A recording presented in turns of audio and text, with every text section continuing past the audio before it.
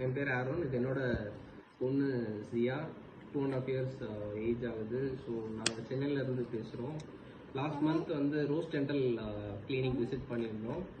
பாப்பாவுக்கு பார்த்தீங்கன்னா நைட் ஃபீடிங்னால ஃப்ரண்ட்டில் ஒரு 4 டீத் வந்து ஃபுல்லாக எரோஷன் ஆகிருந்தது. ஸோ அது ரொம்ப நாங்கள் பார்த்து ரொம்ப கஷ்டமாக இருந்தது, என்ன பண்ணுறதுனே தெரில. ஸோ இங்கே சென்னையில் கொஞ்சம் செக் பண்ணி பார்த்தோம்.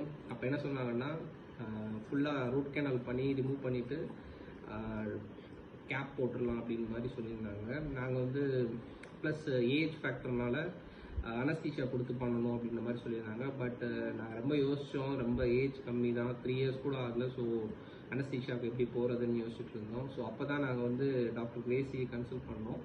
கன்சல்ட் பண்ணுறப்போ பார்த்தீங்கன்னா எங்களுக்கு வந்து க்ளீன் மட்டும் பண்ணிவிட்டு கேப் போட்டுடலாம் அப்படின்ற மாதிரி சொன்னாங்க. ஸோ நல்லா கோஆப்ரேட்டிவாக நல்லா சாட்டிஸ்ஃபேக்டரியாக பண்ணி இந்த ப்ராசஸ் எல்லாம் முடிச்சிட்டோம்.